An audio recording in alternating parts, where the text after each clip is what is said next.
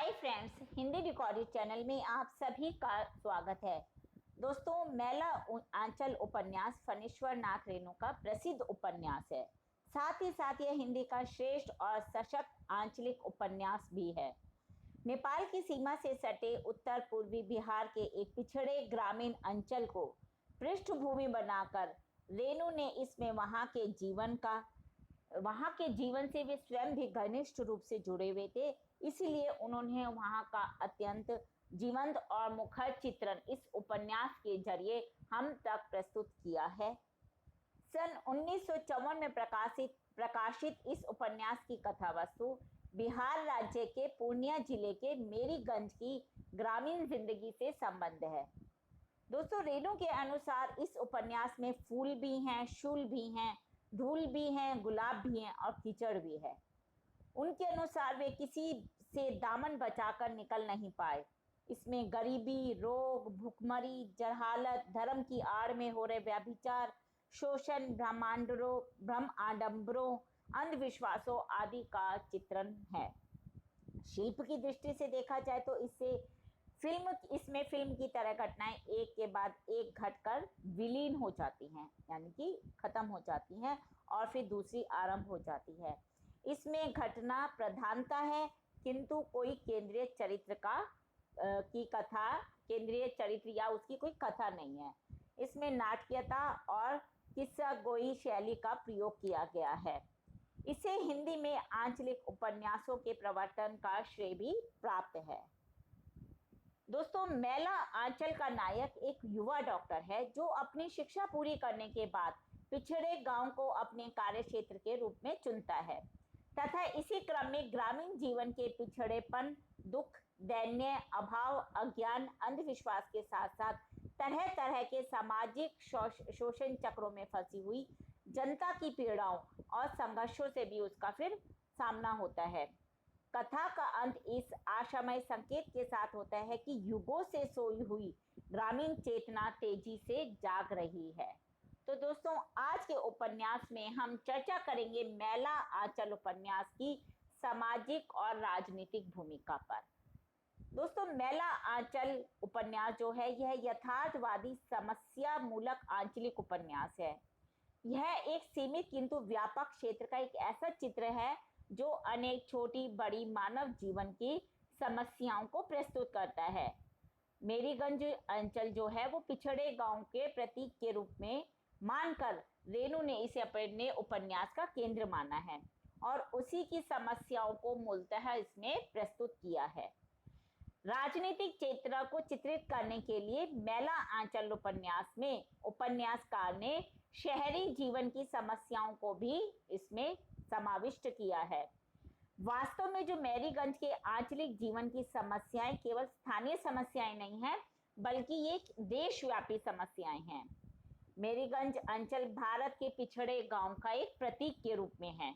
एक प्रकार से मेरीगंज भारतीय गांवों का प्रतीक है और जितनी भी उसकी समस्याएं हैं वे सब देश की समस्याएं हैं।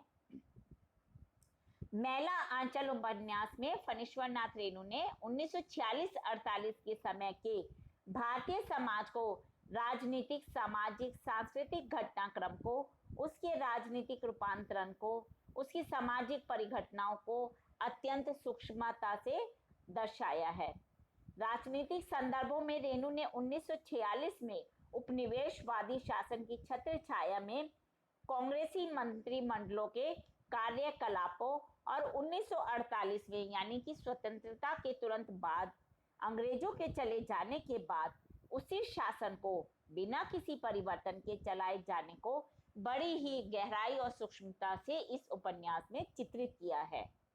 भारतीय राजनीति के सभी पहलू, कांग्रेसी आंदोलन, समाजवादी आंदोलन, क्रांतिकारी आंदोलन, राष्ट्रीय स्वयंसेवक संघ की हिंदू राज्य की पताका लहराने की कोशिश, साथ ही साथ देश का विभाजन, सांप्रदायिक दंगे आदि तो उपन्यास में चित्रित हुए ही हैं।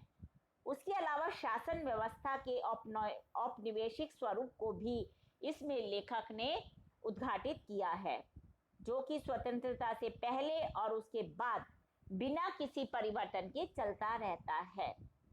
शोषक वर्गों व शोषित वर्गों दोनों की ही स्थिति को इसमें स्वतंत्रता से पहले और उसके बाद जैसी भी है उसको दर्शाया गया है। भारतीय समाज के कटु राजनीतिक यथार्थ को रेणु ने इस उपन्यास में बड़ी ईमानदारी से अंकित किया है। उसी प्रकार बिहार के सुदूर ग्रामीण क्षेत्र के, विशेषतः मिथिला अंचल के सामाजिक मानचित्र को भी इसमें पूरी विविधता से उकेरा गया है। गांव का जाति विभाजन, शिक्षा चिकित्सा सुविधाओं का अभाव, मानसिक पिछड़ापन, गांव में बनाए जाने वाले पर्व त्योहार, लोक संगीत, स्त्री पुरुष संबंध सभी को इसमें सजीवता से अंकित किया गया है। गांव के जीवन में बालदेव, बावनदास, कालीचरण और डॉक्टर प्रशांत कुमार की मौजूदगी व प्रयत्नों से होने वाले सामाजिक परिवर्तनों का भी अंकन किया गया है।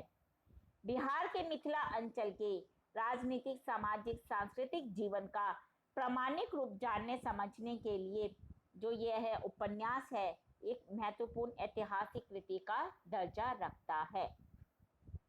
इसमें उपन्यासकार ने अनेक समस्याओं को उठाया है, जैसे भूमि संबंधी समस्या, जन सामान्य शोषण की समस्या, जमींदारी प्रथा, जाति भेद, यौन सांस्कृतिक उत्थान, अंधविश्वास एवं धर्म संस्थानों की, राजनीतिक दलों के मतभेद की स्वतंत्रता और स्वतंत्रता से पहले और उसके बाद भारत में जन्म लेने वाली समस्याएं, जैसे स्वार्थपरता, पद लोलुपता, भ्रष्टाचार आदि सभी को तो इस उपन्यास में रेणु जी ने बड़ी खूबसूरती से उकेरा है। ये सभी समाज के 5 विभिन्न पक्षों, आर्थिक, सामाजिक, सांस्कृतिक, धार्मिक तथा राजनीतिक से संबंधित है और इन्हीं सभी समस्याओं का प्रत्यक्ष अथवा परोक्ष रूप से उचित समाधान भी रेणु जी ने यहाँ इसी उपन्यास में प्रस्तुत किया है। चलिए दोस्तों, जानते हैं उस गांव की आर्थिक समस्या। इस उपन्यास की सर्व प्रमुख समस्या आर्थिक समस्या है। इसके 2 पक्ष है, भूमि और जमींदारी और साथ ही साथ शोषण। दोस्तों, जैसा कि हम सभी जानते हैं कि खेती ग्रामीण जीवन का मूल आधार है और खेती के लिए हमें भूमि चाहिए। अतएव किसान एवं भूमि का सहज संबंध होना स्वाभाविक है। डॉक्टर प्रशांत इस संबंध का अनुभव करता है कि खेतों में फैली हुई काली मिट्टी ही एक संजीवनी है जो कि गांव वालों को जिंदा रखने में महत्वपूर्ण भूमिका निभाती है। ऐसी हालत में जमींदार हरिगौरी की क्रूरता का शिकार, अपनी जमीन से बेदखल कर दिया गया किसान बहुत छटपटाता है। जब किसान के पास जमीन ही नहीं होगी, वो खेती बाड़ी किसमें करेगा। सरकार का भूमि संबंधी एक्ट और जमींदारी उन्मूलन एक्ट गांव के संस्थानों के साथ हुए शस्त्र संघर्ष, हत्या और बलात्कार का कारण बनता है। तहसीलदार विश्वनाथ अपनी चतुर नीति और महाजनी से सारे गांव की जमीन हथिया लेते हैं और फिर जो सुनहले खेतों वाले स्वर्ण रूपी जो भूमि थी, जमीन थी, वो शोषण के कारण ऐसी हो गई जो मरी मरी सी हो गई है। इस समस्या का समाधान लेखक ने विश्वनाथ प्रसाद का हृदय परिवर्तन कराकर जो गांव की हत्या, उन्होंने जमीन हथिया ली थी, उस जमीन को वापस कराने के लिए कहते हैं लेखक। परंतु यह निराकरण इन समस्याओं को देखकर उचित प्रतीत नहीं होता। अब दोस्तों देखते हैं गांव के पिछड़ेपन की समस्या। उपन्यासकार ने गांव के पिछड़ेपन की समस्या को भी उपन्यास में वर्षा विषय के रूप में ग्रहण किया है। क्यों? इसके 2 कारण हैं। कौन कौन से? आर्थिक और सांस्कृतिक। इस समस्या का सर्वांगीण चित्रण उपन्यास में किया गया है। दोस्तों, गांव में घातक बीमारियों का वैज्ञानिक उपायों द्वारा समाधान सांस्कृतिक उत्थान की समस्या को प्रस्तुत करता है। मैला आंचल की सबसे महत्वपूर्ण समस्या राष्ट्र प्रेम से भी संबंधित है। मेरीगंज में राजनीतिक चेतना का क्रमिक विकास प्रस्तुत करना रेणु जी का उद्देश्य रहा है। दोस्तों, 2 ही प्रमुख दल थे, कांग्रेस और सोशलिस्ट। कांग्रेस के सदस्यों में कितनी अनैतिकता, स्वार्थपरता, पद लोलुपता भरी हुई है। इसका दिग्दर्शन हमें जब होता है जब बावनदास बलदेव के सम्मुख करहाते हैं और कुछ ना कुछ बोलते हैं। अब हम जानते हैं उस गांव की सामाजिक समस्या। सामाजिक समस्याओं में अंधविश्वास आदि की छुटपुट समस्याएं आदि उठाई गई हैं। दोस्तों, मैला आंचल का प्रत्येक पात्र, चाहे वह स्त्री हो या पुरुष, अपने विपरीत यौन सदस्य के साथ अनैतिक संबंध बनाए हुए दिखता है और जो अनैतिक यौन संबंध का एक कारण है निम्न वर्ग में फैली गरीबी, साथ ही साथ बाल विवाह का बाल विवाह की प्रथा। इसमें लड़कियों का विवाह छोटी ही उम्र में बड़े बड़े उम्र के आदमियों के साथ कर दिया जाता था। परिणाम स्वरूप स्त्रियां जवानी में ही विधवा होकर कामेच्छा की पूर्ति के लिए किसी दूसरे का आश्रय ढूंढती हैं। कुलिया और रम प्यारियां ऐसी ही युवतियां हैं। इस विवेचन से यह स्पष्ट है कि रेणु ने समस्याओं को यथार्थ रूप में प्रस्तुत किया है।